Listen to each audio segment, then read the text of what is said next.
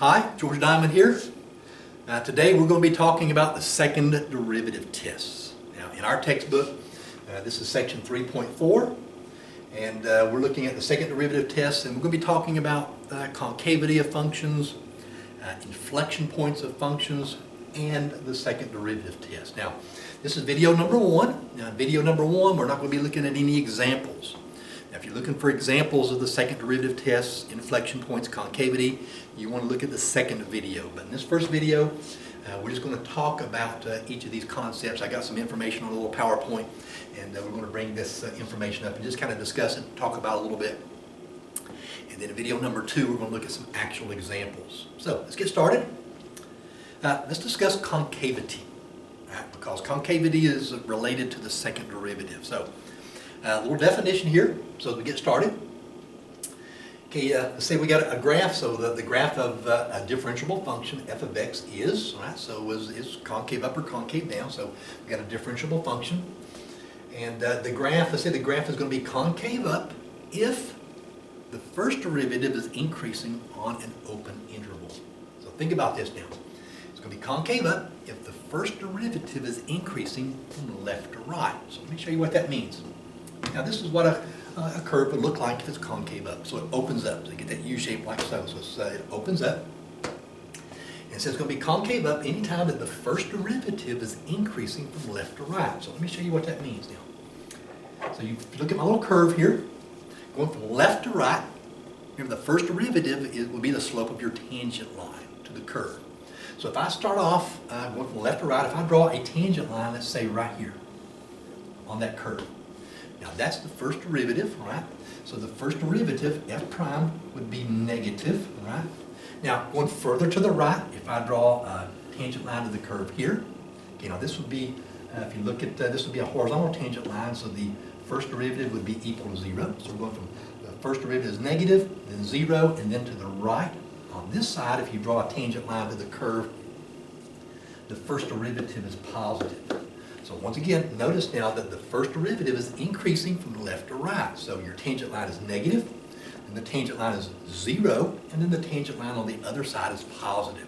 So the first derivative is increasing as you go from left to right on this particular open interval. All right? So the first derivative negative, then 0, then positive. That indicates that the curve is going to be concave up. So that's how we define concave. Tell whether a function is concave up or not. So specifically, you can tell by looking at it if you got the graph. Now, if you don't have the graph, then you can use the first derivative to tell, but it'll be the first derivative will be increasing from left to right if the function is concave up. All right. What if the function is concave down now? Now it's going to be concave down. Okay, if the first derivative is decreasing on the open interval. So if the first derivative from left to right is decreasing, so let's bring us up a curve here. So if concave down, it look like so it'll open down. And the first derivative, you have starting from left to right, if you draw your tangent line, the first derivative would have a positive slope. So the first derivative is positive, and then 0. So the first derivative is equal to 0. Then on the other side, okay, the first derivative is negative. All right, so if it's going to be concave down, all right, then the first derivative will be decreasing on that interval. So it goes from positive to 0 to the first derivative is negative. So if you were to draw the slope of your tangent line, that's how it would go on a decreasing, on a function that's concave down. All right, so this is how we define it. So once again, just to summarize, it's concave up, the first derivative is increasing. It's concave down, then the first derivative is decreasing. All right, so let's move on. Okay, the concavity of a function then is going to be related to the slope of the derivative. All right, so this is important. So the concavity function is related to the slope of the derivative. Now, the slope of the derivative is the second derivative. All right, so the slope of the derivative would be the second derivative. So concavity and the second derivative are related. So let me show us a little example here. We're going to do a little example to kind of illustrate what we mean by the concavity of a function. Let's take a function here. So let's do f of x equals 1/3 x cubed and minus x. So here's our a little polynomial function. It's a cubic polynomial. So it gets that bend in it like this. Now, the first derivative would be right here. Would be a parabola. The first derivative would be x squared minus 1. So this is the original function, and that's the first derivative. So the first derivative is a little parabola. Now what we're going to do here, we're going to graph the original function and the first derivative, okay, kind of on the same coordinate plane, if you will. So this is f of x. So this is the original function. That's our cubic polynomial. So it comes up and then down and like so. So you can see what it looks like. This is the original function. Now let's come down below it and let's do a graph of the derivative now. So the derivative. Now a couple things you want to point out here as you look at the original function. Okay, the original function at -1 appears to have a maximum value.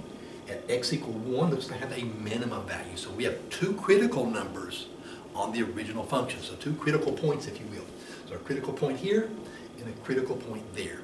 Remember now, critical points are where the first derivative is equal to 0 or where the first derivative doesn't exist. Now this is a polynomial, so we're just talking about where the first derivative would be equal to 0.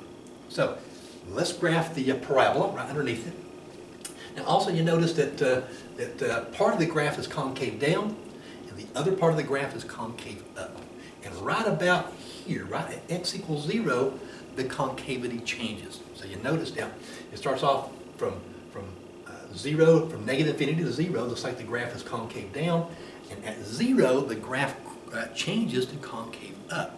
So right here where the concavity changes, now we call that an inflection point on our curve. Now, we're going to talk more about inflection points in just a moment, but that's considered an inflection point of our curve.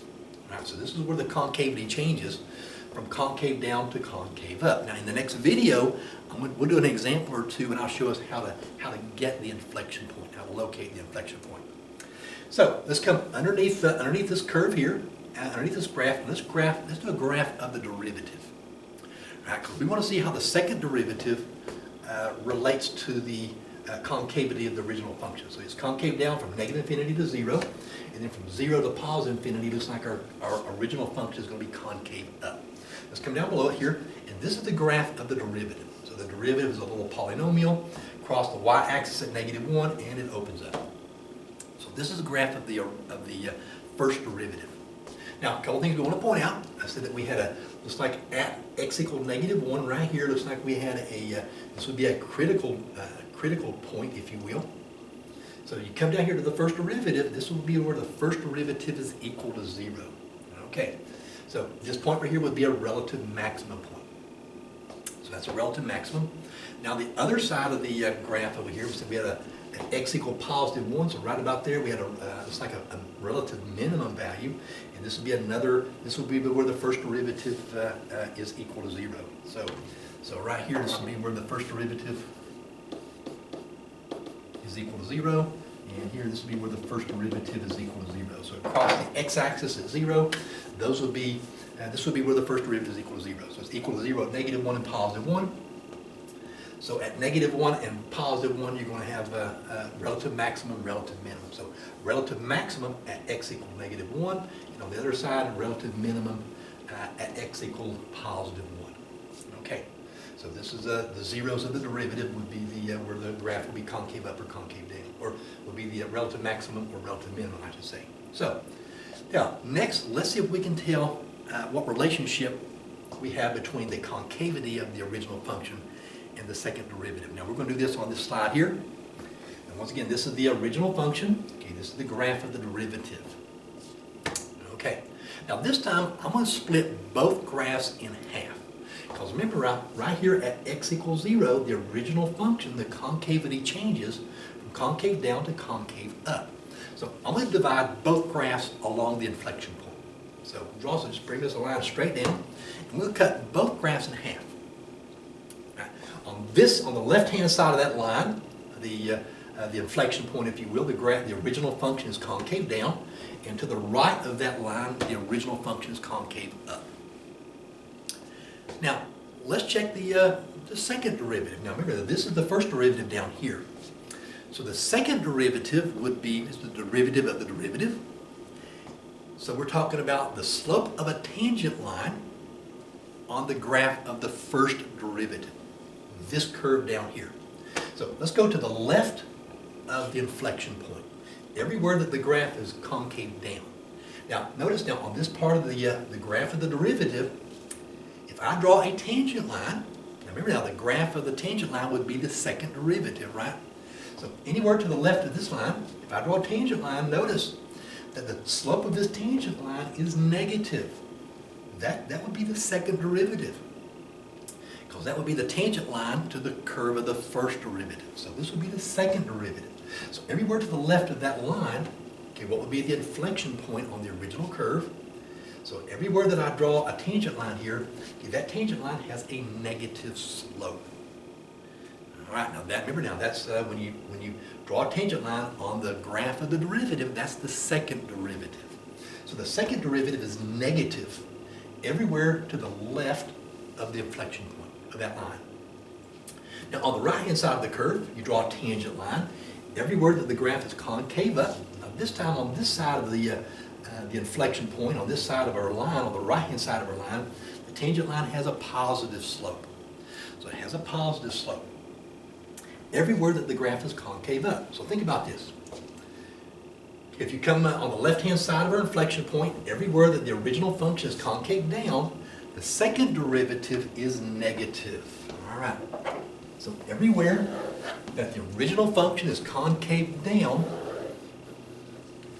the original function, the second derivative is going to be negative.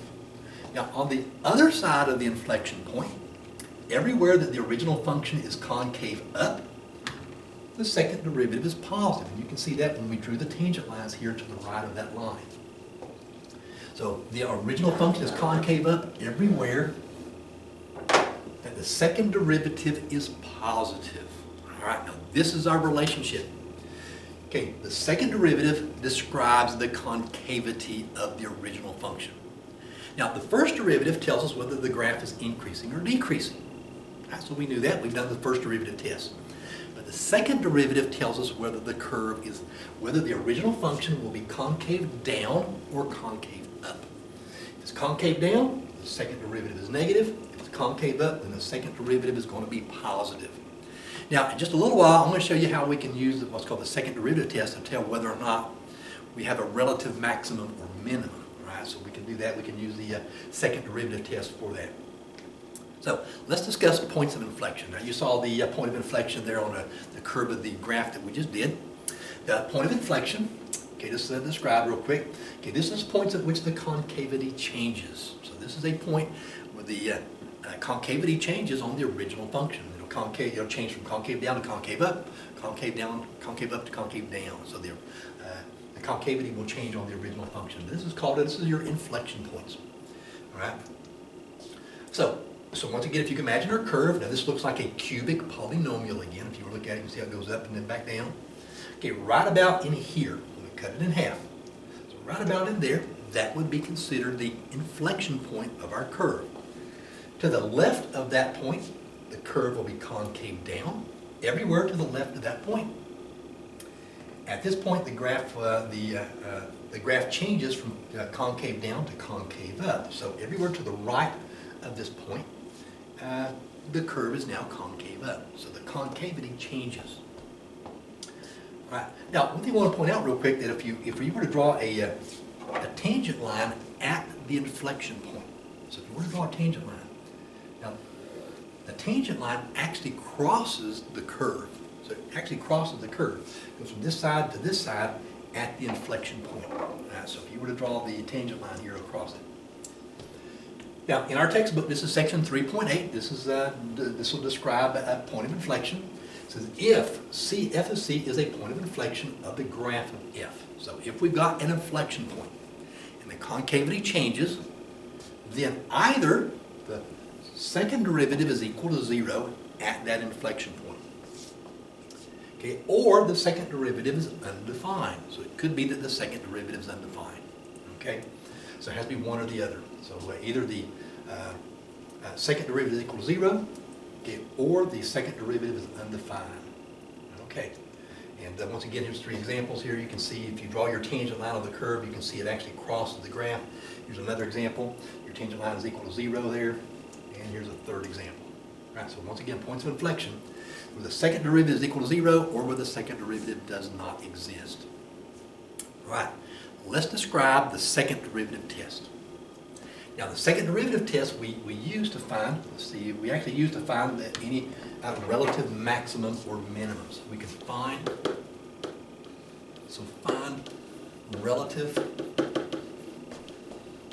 maximum or minimums.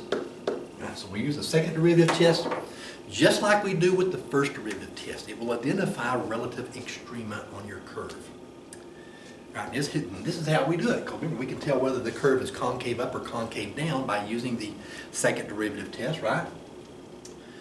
So let f be a function such that the first derivative is equal to 0. Now that would make the first derivative a critical point. Now remember, if you got a critical point, critical points occur. Critical points will be maximum or minimum points. So this will be a max or min. Right? So maximum or minimum point. So maximum minimum points, maximum minimum values on a curve only occur at critical points, but not all critical points will be maximum or minimum points. So once again, let f be a function such that the first derivative is equal to 0. So that's a critical point. So if you have a critical point and you've identified it. Now remember, to get a critical point, you got to use the first derivative. So critical points are where the first derivative is equal to 0. All right? And the second derivative does exist, then the following is going to be true. Right? First, if the first derivative is equal to 0 and the second derivative is less than 0, okay, then f has a maximum at x equals c. So if you've got a critical point, now you've identified your critical numbers, all right? To determine whether there's a max or min there, you have to use the second derivative, all right? If the second derivative is less than 0, right? So if the second derivative is negative, then we're going to have a maximum value at that critical number. Sort of like so. So if you can imagine a curve, all right? So this would be the maximum. This would be a critical. This would be a critical point. So a critical point. All right. So this would be a critical point. This is a relative maximum. Right, now we've identified our critical point. Now remember, to get your critical point, this is where the first derivative is equal to 0. All right. So this would be where the first derivative. The first derivative would be equal to 0. Okay, or where the first derivative doesn't exist. So where the first derivative equals 0, or where the first derivative doesn't exist. Then the second derivative will be less than 0. So the second derivative is negative. Okay, and that means that tells us that the curve will be concave down. Now, if the curve is concave down, then that critical point has to be a maximum value. It has to be a maximum point, relative max. Now, part 2 of the second derivative test says if the first derivative is equal to 0, now once again we've identified our critical point, right, our critical number, so with the first derivative is equal to 0, and the second derivative is positive now, because remember now the second derivative tells us the concavity of the function. Then that tells us that the curve will be concave up, and this time we're going to have a relative minimum value, right? So if you look at your curve, so sort of like so, you can see it's concave up everywhere. So it's concave up. That means that the second derivative is positive, and it's concave up. So the second derivative is positive. Okay, once again, this down here is going to be our critical point. So a critical point. Okay, this is where now critical points are where the first derivative is equal to 0. Or where the first derivative does not exist. So a critical point. So really, one thing about the second derivative test, you got to find the first derivative. You got to find your critical numbers, just like you do in the first derivative test. And then you got to find the second derivative. Right? And then from there you can determine whether those critical numbers are actually going to be relative max or mins. Now. One thing about the second derivative test that I never did really like, I really don't like the second derivative test, not near as well as the first derivative test, because of this right here. A little note. Remember, the second derivative tells you the concavity. Well, what if the second derivative is equal to 0?